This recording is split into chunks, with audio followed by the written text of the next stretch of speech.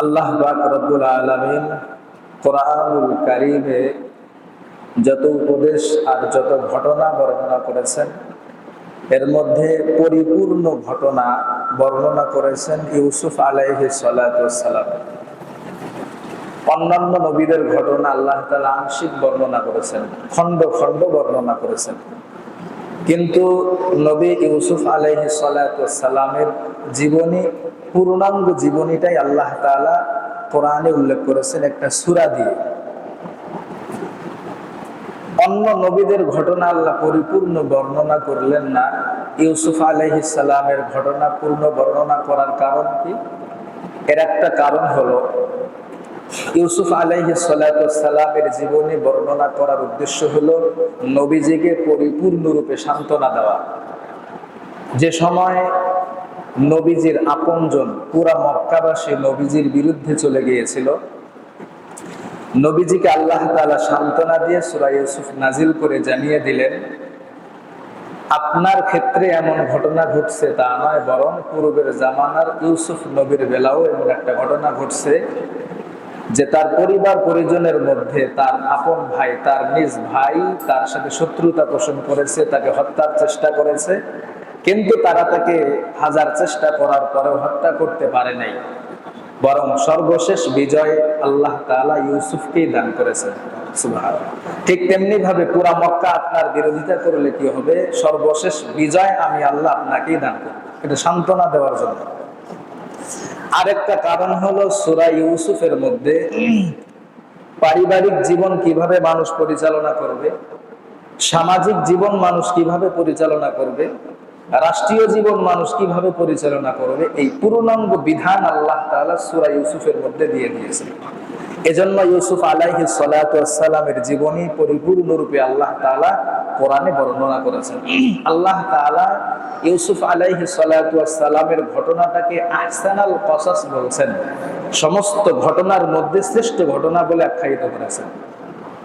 আল্লাহ তাআলা বলেন, নাহনু নাকুসু আলাইকা, আপনার কাছে আমি বর্ণনা করব আহসানাল কসাস, শ্রেষ্ঠ ঘটনা। সুবহানাল্লাহ। আহসানাল কসাস বিমা আওহাইনা ইলাইকা হাদাল কুরআন, এই কোরআন আপনার উপর ওহী হিসাবে নাজিল করেছে, এই কোরআনের মাধ্যমে আপনার কাছে আমি সর্বশ্রেষ্ঠ ঘটনা বর্ণনা করব। ঘটনাটা বর্ণনা করলেন আল্লাহ তাআলা। ইউসুফ আলাইহিস সালাতু ওয়াস সালামের পিতা ছিলেন ইয়াকুব আলাইহিস সালাম। ইয়াকুব আলাইহিস সালাতু ওয়াস সালামের সর্বমোট 12টা সন্তান ছিলেন। 12 সন্তানের মধ্যে প্রথম স্ত্রীর সন্তান ছিল 10 জন, এরপরের স্ত্রীর সন্তান ছিল 2 জন। বিনিয়ামিন এবং ইউসুফ আলাইহিস সালাতু ওয়াস সালাম ছিলেন এক মায়ের সন্তান, আর বাকি 10 জন সন্তান ছিল আরেক মায়ের। আল্লাহ তাআলা বলেন, ইয ক্বালা ইউসুফু লিআবিহি ইয়া আবাতি ইন্নী রাআইতু আহাদা আশারা কাওকাবান ওয়াশ-শামসা ওয়াল কমারা রাআইতুহুম লি সাজিদিন। আল্লাহ তাআলা ইউসুফ আলাইহিস সালামের ঘটনা বর্ণনা করছেন। যখন ইউসুফ সন্তান বড় হলো, স্বপ্নে দেখলেন ইউসুফ আলাইহিস সালাম তার বাবার কাছে বলতে লাগলেন, বাবা, ইয ক্বালা ইউসুফু লিআবিহি, ইউসুফ আলাইহিস সালাতু ওয়াস সালামের ইউসুফ আলাইহিস সালাম তার বাবার কাছে বলতে লাগলেন, ইয়া আবাতি ইন্নী রাআইতু আহাদা আশারা কাওকাবান ওয়াশ-শামসা ওয়াল কমারা রাআইতুহুম লি সাজিদিন। ইউসুফ পয়গম্বর তার বাবাকে বলতে লাগলেন, হে আমার পিতা, স্বপ্নে আমি দেখতে লাগলাম, স্বপ্নে আমি দেখেছি যে 10টা তারকা। কয়টা? ইন্নী আহাদা আশারা, 10টা তারকাকে আমি দেখলাম। ওয়াশ-শামসা ওয়াল কমার, চন্দ্র এবং সূর্যকে আমি দেখলাম যে তারা আমাকে সিজদা করছে। সুবহানাল্লাহ। আমি দেখতে পাইলাম স্বপ্নের মধ্যে 10টা তারকা এবং চন্দ্র সূর্য, মোট 12টা জিনিস আমাকে সিজদা দিচ্ছে, আমার কদমে সিজদায় লুটে পড়েছে।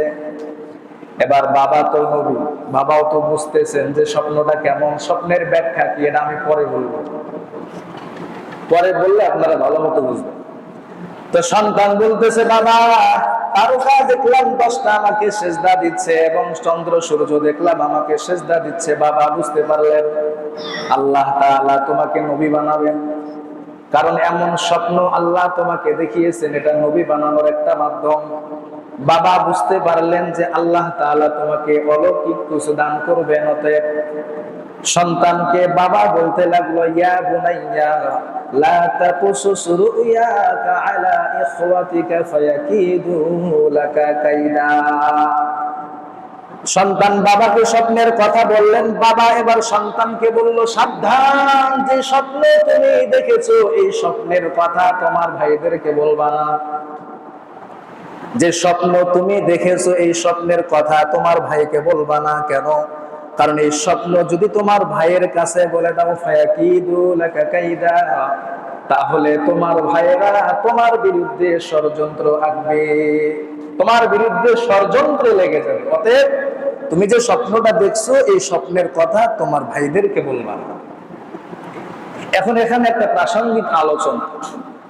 আমরাও তো অনেক সময় স্বপ্ন দেখি, অনেক সময় ভয়ের স্বপ্ন দেখি, অনেক সময় আনন্দের স্বপ্ন দেখি।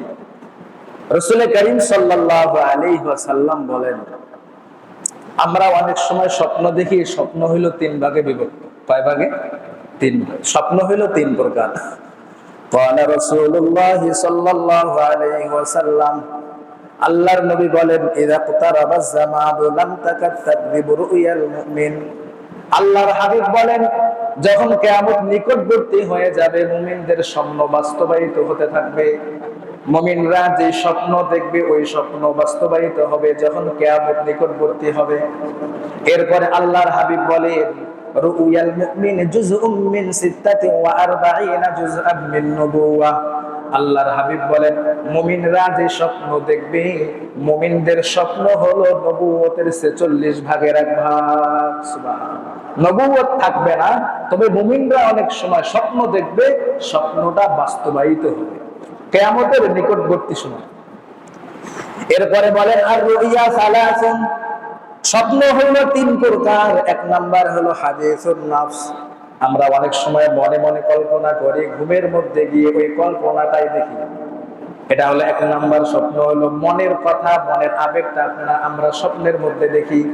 2 নাম্বার তাখফিফুশ শায়াতান, শয়তান আমাদেরকে ভয় দেখানোর জন্য স্বপ্ন দেখায়, শয়তান থেকে, শয়তানের পক্ষ থেকে ভয় দেখানো হয়। 3 নাম্বার হইলো ওয়া বুশরা মিনাল্লাহ, 3 নাম্বার হইলো আল্লাহর পক্ষ থেকে দেখা স্বপ্ন। সুবহানাল্লাহ। তাহলে একটা হইলো মনের কল্পনা, আমরা স্বপ্নের মধ্যে দেখি। 2 নাম্বার শয়তানের পক্ষ থেকে, শয়তান আমাদেরকে ভয় দেখানোর জন্য স্বপ্ন দেখায়।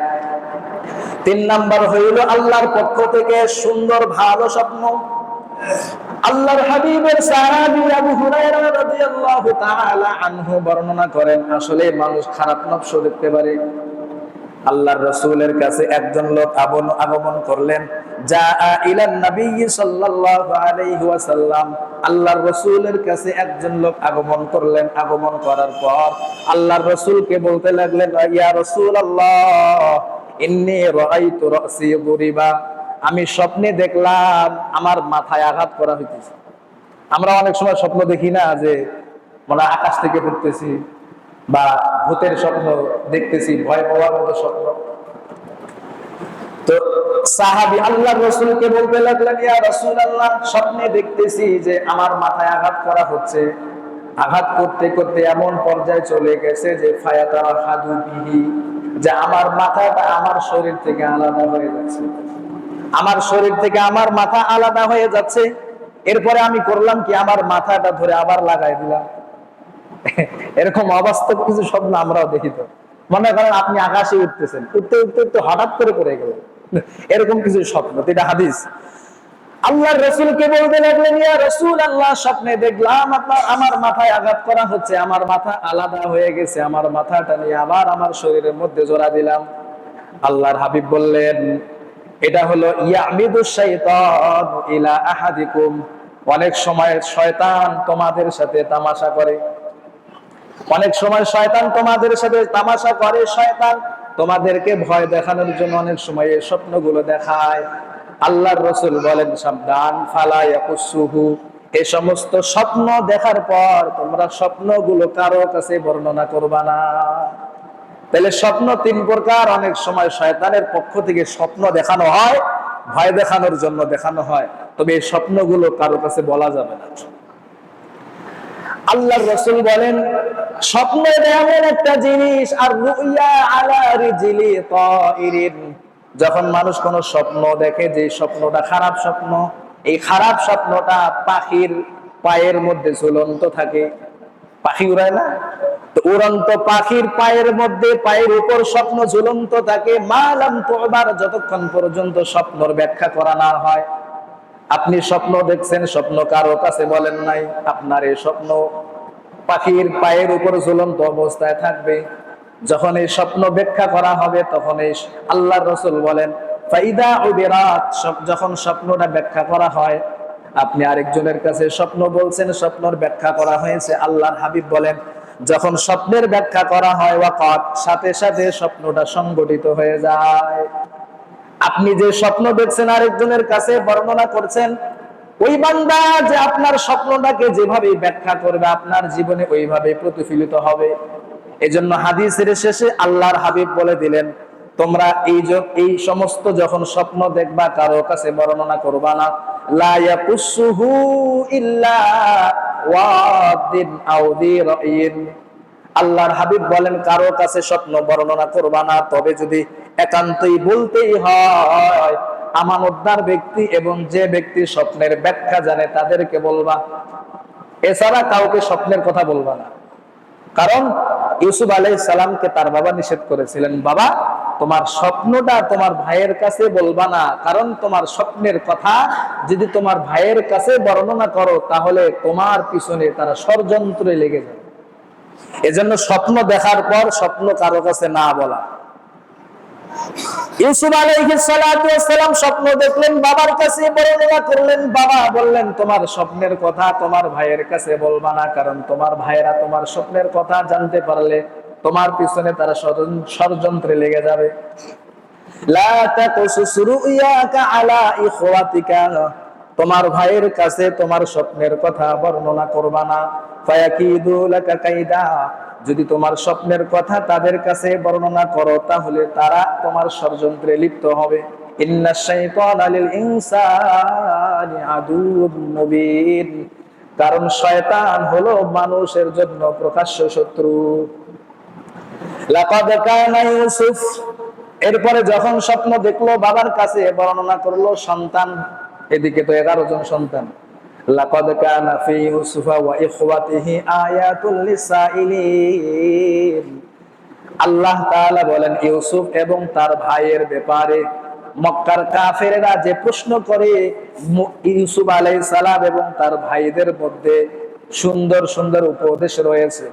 কারণ কি, মক্কার কাফেররা, মক্কার ইহুদিরা আল্লাহর রাসূলকে জিজ্ঞাসা করত, প্রশ্ন করত, বনি ইসরাইল ফিলিস্তিন থেকে মিশরে কেন বসবাস করা শুরু করেছে? আল্লাহর হাবিবকে এরা প্রশ্ন করলেন। প্রশ্ন করার উদ্দেশ্য ছিল আল্লাহর রাসূলকে লাজবাব করা। কারণ আল্লাহর রাসূল তো কারো কাছে কোনোদিন ইলম শিখে নাই, ইতিহাসও শিখে নাই। আমরা যদি বনি ইসরাইলের ঘটনা আল্লাহর রাসূলকে জিজ্ঞাসা করি, স্বাভাবিকভাবেই তিনি বর্ণনা করতে পারবেন না। অতএব বনি ইসরাইল, ইহুদিরা, মক্কার ইহুদিরা আল্লাহর রাসূলকে প্রশ্ন করতে লাগলেন লাজবাব করার জন্য। ইয ক্বালু লা ইউসুফু লিআবি, যখন মক্কার ইহুদিরা আল্লাহর রাসূলকে প্রশ্ন করতে লাগলেন, আল্লাহ তাআলা বনি ইসরাইলের ইউসুফ আলাইহিস সালাতু ওয়াস সালামের পরিপূর্ণ ঘটনাটা নাজিল করে একটা সূরায়ে নাজিল করে দিলেন। সুবহানাল্লাহ। এর দ্বারা বোঝা যায় আল্লাহ তাআলা যে নবীজিকে নবুয়ত দান করেছেন, এটা নবুয়তের একটা প্রমাণ। আল্লাহর রাসূল তো কোনোদিন ইলম শিখে নাই, ইতিহাসও শিখে নাই। এরপরে ইউসুফ আলাইহিস সালাতু ওয়াস সালামের ঘটনাটাকে পরিপূর্ণ রূপে আল্লাহর রাসূলের জবান মোবারক দিয়ে আল্লাহ বের করেছেন। এর দ্বারা উদ্দেশ্য হলো, এর দ্বারা প্রতীয়মান হয় আল্লাহ তাআলা তার রাসূলকে নবুয়ত দান করেছেন, এটাই তার প্রমাণ। এরপরে যখন বাকি 11 ভাই যখন টের পাইতে লাগলো যে আমাদের বাবা আমাদের চাইতে ইউসুফকে বেশি ভালোবাসে, আমাদের বাবা আমাদের চাইতে ইউসুফকে বেশি ভালোবাসে। এটা তারা বুঝতে, এটা তাদের ধারণা ছিল যে আমাদের বাবা আমাদের চাইতে ইউসুফকে বেশি ভালোবাসে, এটা তাদের ধারণা ছিল। তো যখন তাদের ধারণায় আসতে লাগলো ইউসুফকে আমাদের বাবা বেশি ভালোবাসে, ইন্না আবানা লাফি দালালিম মুবিন, আমাদের বাবা সুস্পষ্ট পথভ্রষ্টতার মধ্যে আছে। ওয়া নাহনু উসবা, আমাদের বাবা আমাদের ভাই ইউসুফকে বেশি ভালোবাসে, আমাদেরকে বেশি ভালোবাসে না। অথচ ওয়া নাহনু উসবা, আমরা তো শক্তিশালী একটা দল। আমার বাবা যদি কোনো বিপদের সম্মুখীন হয়, আমরা 10 ভাই মিলে আমার বাবার পাশে দাঁড়াইতে পারবো। আমরা জনসম্বলে বেশি, জনসংখ্যায় আমরা বেশি, আমাদের শক্তি সামর্থ্য বেশি, আমাদের সম্পদ বেশি। অথচ আমাদের বাবা আমাদেরকে বেশি ভালোবাসা দরকার ছিল, আমাদেরকে ভালো না বাইসা ইউসুফকে বেশি ভালোবাসে। এই যে তারা ষড়যন্ত্রের জাল বুনতে লাগলো। এখন কি করা যায়? পরামর্শ বসলো কি করা যায়। পরামর্শের মধ্যে তারা পরামর্শ করতে লাগলো, উকুতুলু ইউসুফা আও ইতরাহুহু আরদান ইয়াখলু লাকুম ওয়াজহু আবিকুম ওয়া তাকুনু মিন বাদিহি কওমান সালিহিন। তারা পরামর্শ করতে লাগলো কি করা যায়। পরামর্শ করলো যে হত্যা করো তাকে, নাউজুবিল্লাহ। ইউসুফকে কি করো? হত্যা করো। হত্যার সূচনা করা যাবে না। এই যতগুলো হত্যা সংগঠিত হয়, এই হত্যার যে একটা গুনাহ, এই গুনাহের একটা অংশ কাবিলের আমলনামায় চলে যায়। এজন্য কোনো গুনাহের সূচনা করা যায় না। আমি ব্যক্তিগতভাবে যদি কোনো গুনাহ করি, আল্লাহর কাছে ক্ষমা চাইলে আল্লাহ ক্ষমা করে দিবেন। কিন্তু আমার মাধ্যমে যদি কোনো গুনাহ প্রচার প্রসার হয়, শুরু হয়, আমার এই গুনাহটা হাজারো মানুষ এই গুনাহ করবে, আমার মাধ্যমে শুরু হইলো। তা আমি ব্যক্তিগতভাবে গুনাহ করলে তো মানুষ আল্লাহর কাছে ক্ষমা চাইলে আল্লাহ ক্ষমা করবেন। কিন্তু আমি যে গুনার সূচনা করলাম, এই গুনাহটা যে হাজার মানুষ দেখবে, এত মানুষের গুনাহ আমি কিভাবে নিব? মনে করলেন আপনার সন্তান, আপনার বিবি সন্তানের কারণে বাড়িতে টেলিভিশন আনলেন, একাই গুনাহ করলে আল্লাহ আপনাকে ক্ষমা করবেন। কিন্তু এই বাড়িতে একটা টেলিভিশন বসাইলেন, দোকানে টেলিভিশন বসাইলেন, আপনার এই টেলিভিশন হাজার হাজার মানুষ দেখবে, গুনাহ করবে। এই গুনাহের একটা অংশ আপনার আমার আমলনামায় আসবে। কাবিল যেমন হত্যাকাণ্ড শুরু করেছিল, যত হত্যাকাণ্ড হয়, একটা হত্যাকাণ্ডের গুনাহ তার আমলনামায় যায়। এজন্য কোন গুনাহের কাজ সূচনা না করা। ভাইয়েরা পরামর্শে বসলো কি করা যায়। উকতুলু ইউসুফ, ইউসুফকে হত্যা করো। এর সমাধান হলো ইউসুফকে হত্যা করো, অথবা আবিতরাহুহু আরদান ইয়াখলু লাকুম ওয়াজহু আবিকুম, অথবা আমাদের এই ভাইকে ইউসুফকে কোন একটা ময়দানে রেখে আসো। হয়তো হত্যা করো, না হয় কোন একটা জমিনে তাকে রেখে আসো, ফালাই দিয়ে আসো।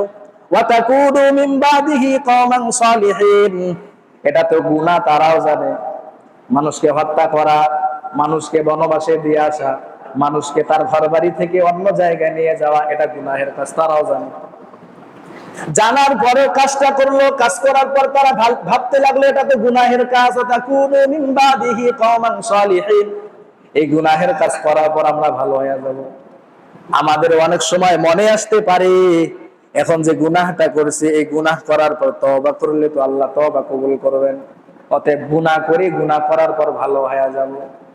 ইউসুফের 10-11 ভাই চিন্তা করতে লাগলো, ইউসুফকে যদি আমরা হত্যা করি অথবা অন্য জায়গায় ফেলে দিয়ে আসি, এটা গুনাহের কাজ। এই গুনাহের কাজটা করার পর আমরা আল্লাহর কাছে তওবা করে ভালো মানুষ হয়ে যাব।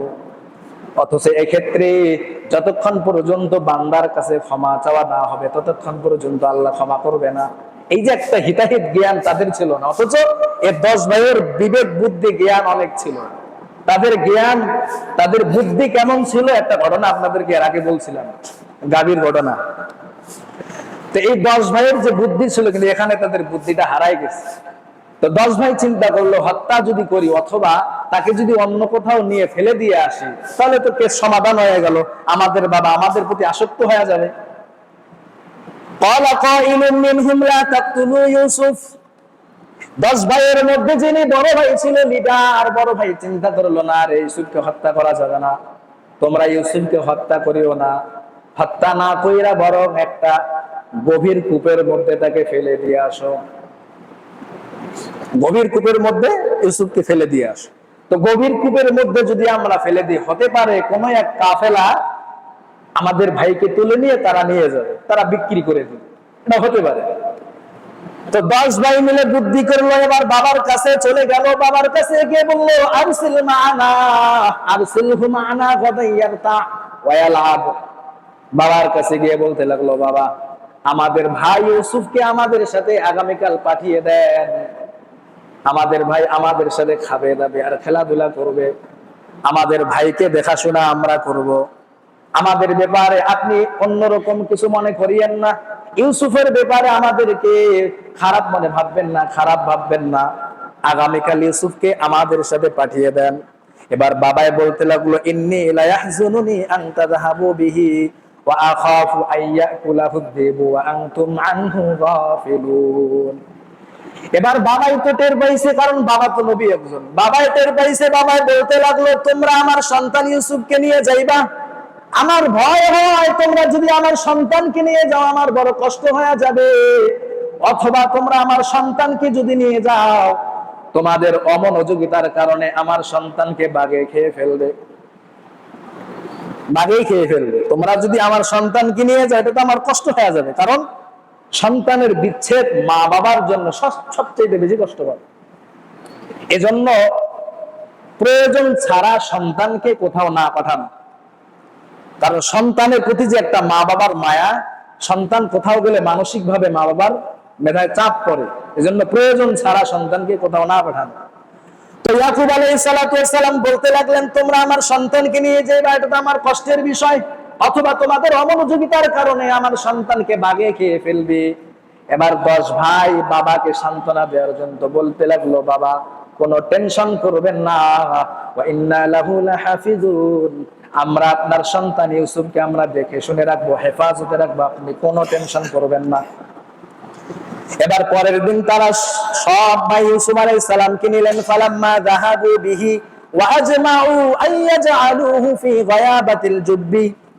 এবার সব ভাই ইউসুফ আলাইহিস সালাতু ওয়াস সালামকে নিয়ে চলতে লাগলেন, যখন তারা চলতে লাগলেন, ফালাম্মা যাহাবু বিহি ওয়া আজমাউ আইয়াজআলুহু ফি গায়াবাতিল জুব্বি, গভীর কূপের মধ্যে যখন তারা ফেলানোর জন্য একত্রিত হয়ে গেল, গভীর কূপের মধ্যে তারা ইউসুফকে ফেলে দিল। নাউজুবিল্লাহ। وأوحينا إليه لتنبئنهم بأمرهم هذا وهم لا يشعرون।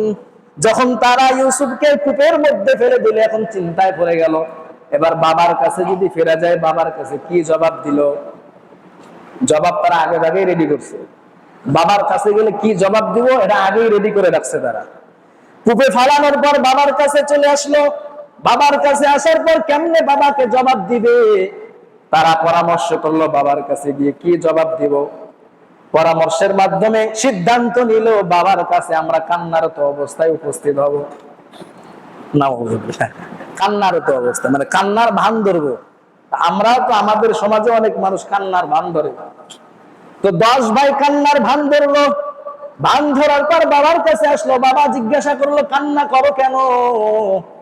এবার 10 ভাই আগের প্রশ্নের উত্তরে এড়িয়ে করছে যে, বাবা আপনি যে ধারণা করেছিলেন যে আমাদের অমনোযোগিতার কারণে ইউসুফকে বাঘে খেয়ে ফেলবে, আসলে বাবা সন্তান ইউসুফকে বাঘে খেয়ে ফেলছে।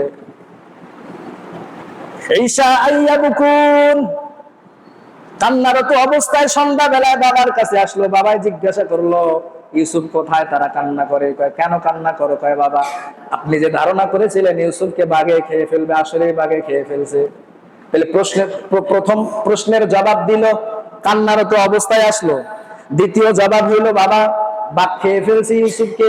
তৃতীয় নাম্বার জবাব দিল, বাবা আপনি যদি আমাদের কথা বিশ্বাস না করেন, ওয়াজাউ আলা কমিসিহি বিদামিন কাযিব, এবার মিথ্যা রক্ত, কাপড়ের মধ্যে মিথ্যা রক্ত লাগাইয়া বাবার কাছে পেশ করলো, বাবা আপনি যদি আমাদেরকে বিশ্বাস না করেন, দেখেন রক্তে মাখা জামা, এই যে ইউসুফকে বাঘে খেয়ে ফেলছে তার প্রমাণ হলো এই জামা।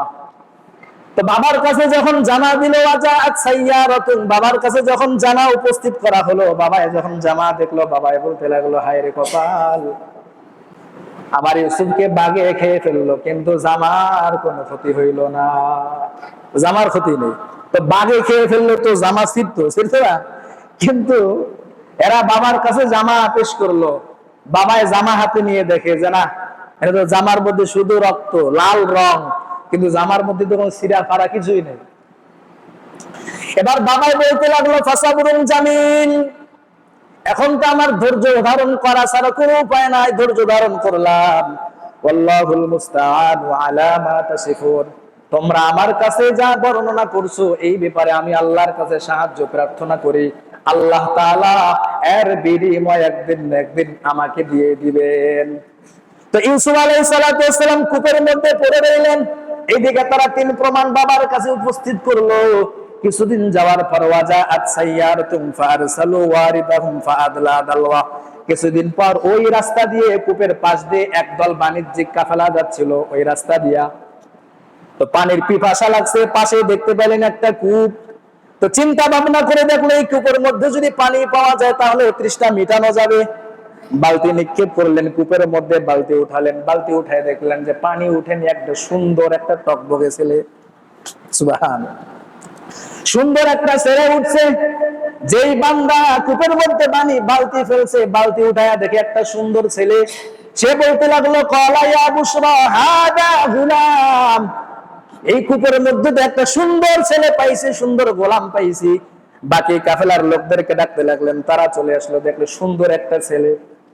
কি করা যায় চিন্তা ভাবনা করে দেখলো এটা যেহেতু আমরা কাফেলায় আছি, এজন্য এই সন্তানটাকে যদি আমরা বিক্রি করে দিই তাহলে কিছু টাকা পাবো, এর মাধ্যমে আমরা কিছু খরচ করতে পারবো। ওয়াশারাহু বিসামানিন বাখসিন দারাহিমা মাদুদা, তারা এই ইউসুফকে স্বল্প মূল্যের বিনিময়ে তারা বিক্রি করে দিল। ওয়াশারাহু বিসামানিন বাখসিন দারাহিমা মাদুদা ওয়া কানু ফীহি মিনাজ জাহিদিন, ইউসুফের ব্যাপারে তাদের কোনো আগ্রহ ছিল না, কিন্তু ইউসুফ অনেক সুন্দর ছিল। আল্লাহ তাআলা তাদের এই ধারণায় উঠাই নিছেন, কারণ ইউসুফের মাধ্যমে আল্লাহ বিশাল বড় কাজ নিলেন। তো তাদের ভিতরে এই ধারণা আল্লাহ উঠাই নিয়েছেন, তারা স্বল্প মূল্যের বিনিময়ে ইউসুফকে বিক্রি করে দিল। এখন বিক্রি করার সময় ইউসুফকে নিল মিশরের একজন মন্ত্রী, আজিজ মিশর, মিশরের একজন মন্ত্রী ইউসুফকে কিনে নিল। কিনে নেওয়ার পর তার স্ত্রীকে বলতে লাগলো আকরিমি মাসওয়া, সন্তানকে আমি কিনে নিলাম, সন্তানকে সম্মানের সাথে রাখবা, এর সাথে কখনো দুর্ব্যবহার করবা না। আশা করা যায় আসা আইয়াং ফানা আও নাত্তাখিদাহু ওয়ালাদা, আশা করা যায় এই সর্বশেষ ইউসুফ আলাইহিস সালামের মাধ্যমে বিশাল বড় উপকার হয়েছিল দেশের, এটা ঘটনা সামনে আসবে। তো হয়তো আশা করা যায় ইউসুফের মাধ্যমে আমাদের উপকার হবে, অথবা ইউসুফকে আমরা সন্তান হিসাবে লালন পালন করব, কারণ আমাদের তো কোনো সন্তান নাই। জুলাইখা, আজিজে মিশর, মিশরের মন্ত্রীর স্ত্রীর নাম ছিল জুলাইখা। তো জুলাইখাকে বলতে লাগলো সন্তানটাকে ভালো করে লালন পালন করো। তো সন্তানকে জুলাইখা সুন্দরভাবে লালন পালন করতে লাগলেন। তো শুরুতেই ইউসুফ আলাইহিস সালাতু ওয়াস সালাম যে স্বপ্ন দেখেছিলেন ওই স্বপ্নের ব্যাখ্যা সর্বশেষ আসবে। এখন এই যে জুলাইখা ইউসুফকে লালন পালন করতে লাগলেন, এখানে জুলাইখার সাথে কি ঘটনা ঘটছে, এরপরে দেশের মধ্যে সে জেলখানায় গেছে, জেলখানায় কি ঘটনা ঘটছে, এরপর সর্বশেষ তার মাধ্যমে দেশের কি উপকার হয়েছে, এটা সামনে আলোচনা হবে, আর স্বপ্নের ব্যাখ্যা সামনে হবে ইনশাআল্লাহ।